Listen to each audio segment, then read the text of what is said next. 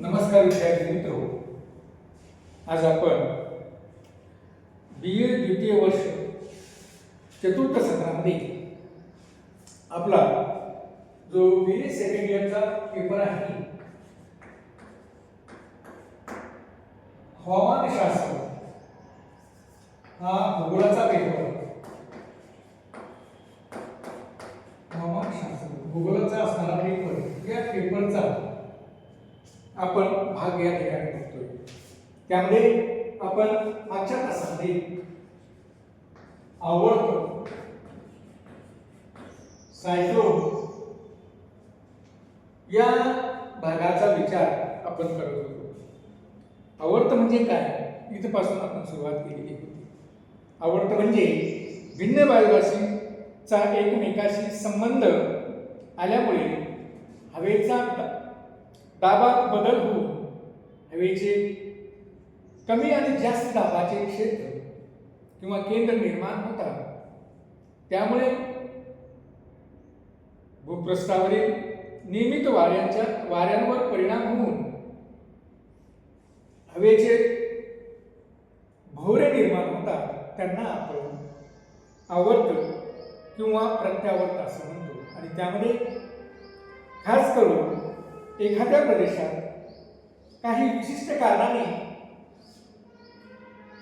मध्यभागी हवेचे कमी दाबाचे केंद्र निर्माण होऊन त्याच्या भोवती जास्त दाबाचा भाग असल्यामुळे केंद्राकडे जास्त दाबाच्या भागाकडून कमी दाबाच्या भागाकडे वारे वाहू लागतात। त्यांना आपण आवर्त असे म्हणतो। आणि अशा पद्धतीने मित्रहो, मागील तासामध्ये आपण आवर्त काय आहे हे बघितलेलं आहे। आवर्त बघत असताना मग आपण आवर्ताचे जे काही भौगोलिकदृष्ट्या किंवा संपूर्ण जगाचा विचार करता जे काही प्रकार पडतात ते आवर्त अधिकाधिक प्रमाणामध्ये कोणकोणत्या भागामध्ये होतात याचा विचार आपण केला।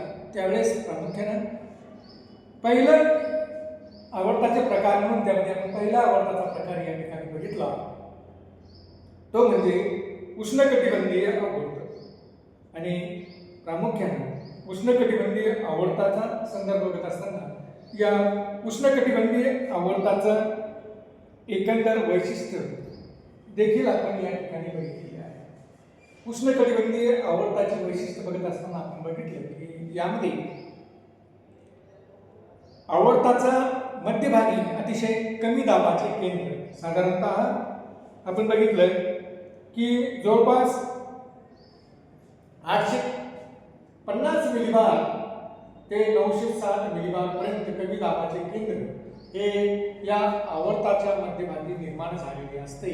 आणि त्यामुळे या आवर्ताकडे सभोवतालच्या जास्त भाराच्या प्रदेशाकडून वारे ओढले जातात आणि त्यामुळे त्या ठिकाणी चक्राकार गतीने हे वारे ओढले गेल्यामुळे त्या ठिकाणी चक्रीवादळाची परिस्थिती निर्माण होते। त्यालाच आपण या ठिकाणी उष्णकटिबंधीय आवर्त असे या ठिकाणी म्हणतो। आणि या आवर्ताचा विचार आपण मागील तासामध्ये या ठिकाणी केलेला आहे। या तासामध्ये आपल्याला मध्यकटिबंधीय आवर्त या ठिकाणी बघायचे आहे। उष्णकटिबंधीय आवर्त आपण मागील तासामध्ये बघितले।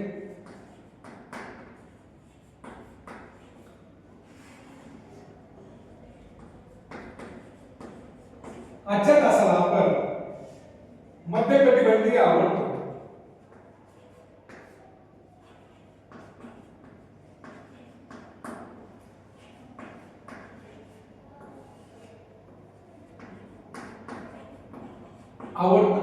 हे या ठिकाणी बघायचं आहे। उष्णकटिबंधीय आवर्त हे प्रामुख्याने दोन्ही गोलार्धामध्ये 15° उत्तर आणि 15° दक्षिण या दरम्यान प्रामुख्याने निर्माण झालेले आपल्याला दिसतात। तर मध्य कटिबंधीय जे काही आवर्त आहे हे आवर्त प्रामुख्याने या आवर्ताची निर्मिती ही दोन्ही गोलार्धामध्ये 35° उत्तर अक्षवृत्त ते 65 अंश अक्षवृत्ताच्या दरम्यान 35 अंश ते 65 अक्षावृत्ताच्या दरम्यान दोन्ही गोलार्धामध्ये मग ते 35 उत्तर ते 65 उत्तर गोलार्धामध्ये आणि दक्षिण गोलार्धामध्ये 35 दक्षिण ते 65 दक्षिण अक्षावृत्ताच्या दरम्यान निर्माण झालेली आपल्याला दिसून येतात। या आवर्तांना आपण मध्यकटिबंधीय आवर्त असं म्हणतो। मित्रहो, या मध्यकटिबंधीय आवर्ताची निर्मिती होत असताना प्रामुख्याने उत्तर अटलांटिक महासागराकडून तसेच ग्रीनलँडकडून येणारी जी काही थंड व कोरडी वायुराशी आहे ही या वायुराशीचा आणि आखाती प्रदेशातील किंवा आखाती प्रवाह जो काही आहे हा आखाती असणारा उबदार व बाष्पयुक्त वायुराशीचा प्रवाह एकत्र आल्यामुळे या ठिकाणी या आवर्ताची निर्मिती झालेली आपल्याला दिसते। या आवर्तामुळे मुख्यत्वे करून जो काही पश्चिम युरोपचा भाग आहे या पश्चिम युरोपच्या भागामध्ये पर्जन्यवृष्टी किंवा पाऊस पडलेला आपल्याला दिसतो। मग त्याचबरोबर भूमध्य समुद्रावरील जे काही बाष्पयुक्त व उबदार अशा प्रकारची हवा आणि दक्षिण युरोपातून येणारी जी काही थंड हवा आहे ही जी काही हवा आहे किंवा या ज्या काही वायुराशी आहे या वायुराशी एकमेकात मिसळल्यामुळे देखील या आवर्ताची निर्मिती झालेली आपल्याला दिसून येते।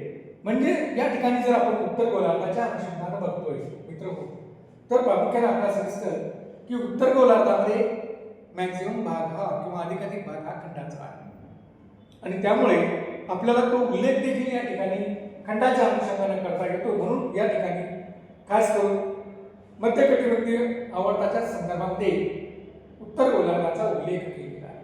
त्यामुळे त्यांनी म्हटलंय की उत्तर अटलांटिक महासागर आणि ग्रीनलँडचा जो काही भाग आहे या ग्रीनलँडच्या भागावरून थंड व कोरड्या अशा वायुराशी त्या ठिकाणी येतात। या वायुराशी दक्षिणेकडे येताना ज्यावेळेस दक्षिण भागातील असणाऱ्या किंवा आखाती प्रदेशातील असणाऱ्या उष्ण वायुराशी की ज्या उष्ण असतात आणि बाष्पयुक्त देखील असतात आखाती प्रदेशातील या एकमेकांमध्ये मिसळण्याचा प्रयत्न करतात आणि एकमेकांमध्ये मिसळल्यामुळे या युरोपच्या पश्चिम भागामध्ये खास करून आवर्ताची परिस्थिती निर्माण होते आणि त्यामुळे युरोपच्या पश्चिम भागामध्ये या आवर्तामुळे पाऊस देखील पडलेला आपल्याला दिसून येतो। त्याचबरोबर भूमध्य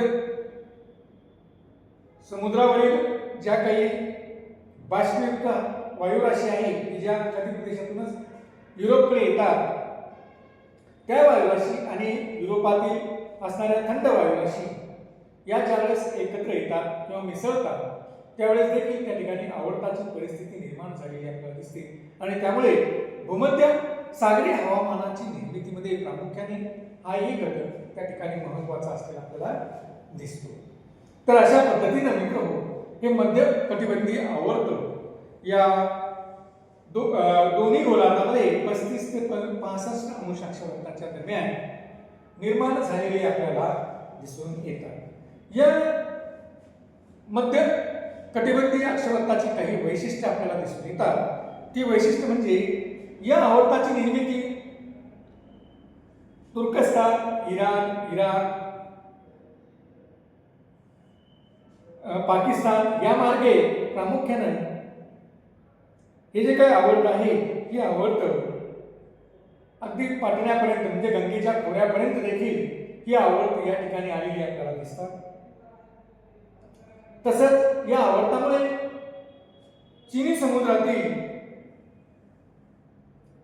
चीन व जपान या भागांना चीनी समुद्रामध्ये निर्माण झालेली ही जी काही आवर्त आहे या आवर्तांमुळे मध्य कटिबंधीय आवर्त यामुळे चीन व जपान या ठिकाणी ते पाऊस आपल्याला दिलेला दिसून येतो। तसेच दक्षिण गोलार्धाचा जर विचार केला तर दक्षिण गोलार्धामध्ये मॅक्झिमम हा समुद्राचा भाग आहे आणि समुद्राचा भाग असल्यामुळे त्या ठिकाणी प्रामुख्याने वर्षभर आवर्त तयार होतात।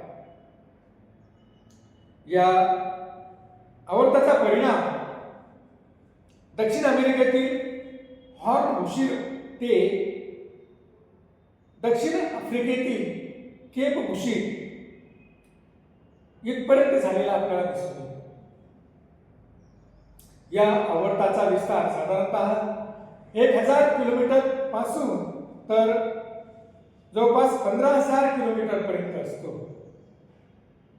या आवर्ताचा हिवाळ्यामध्ये सगळ्यात जास्त तीव्रता किंवा जोर असलेला आपल्याला दिसून येतो. नॉर्वे देशातील ब्रेक्सनिक्स नावाचे जे काही शास्त्रज्ञ आहे यांनी या संदर्भात यांच्या या आवर्ताच्या निर्मिती संदर्भात ध्रुवीय आघाडी सिद्धांत या ठिकाणी त्यांनी मांडलेला आहे. या सिद्धांतानुसार ध्रुवीय प्रदेशातील थंड व कोरडी हवा ही पूर्वेकडून पश्चिमेकडे सरकते, तर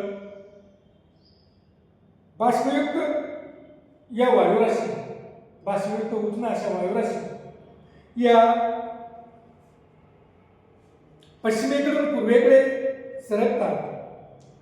त्यामुळे थंड व कोरड्या वायुराशीवर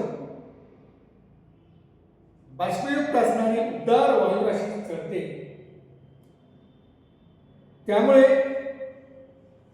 लघुभार होतो किंवा त्यामुळे प्रामुख्याने लघुभार म्हणण्यापेक्षा आपण कमी दाबाचा पट्टा निर्माण होतो व बाष्पयुक्त उबदार हवा वर जाते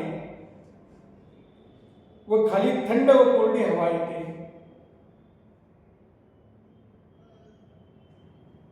याच कारणाने प्रामुख्याने या ठिकाणी उबदार व थंड हवेच्या आघाड्यामुळे आवर्ताचे विभाजन या ठिकाणी होते व अशा प्रकारची परिस्थिती या मध्य कटिबंधीय प्रदेशामध्ये निर्माण झालेली आपल्याला दिसून येते. तर प्रामुख्याने आपण जर बघितलं की मध्य कटिबंधीय आवर्त, तर मध्य कटिबंधीय आवर्त हे अगदी पश्चिम युरोपच्या भागापासून तर तुर्कस्तान, इराण, इराक, पाकिस्तान तसेच गंगेच्या मैदानी प्रदेशापर्यंत देखील ही आवर्त मध्य कटिबंधीय आवर्त आपल्याला आलेली दिसतात. तसंच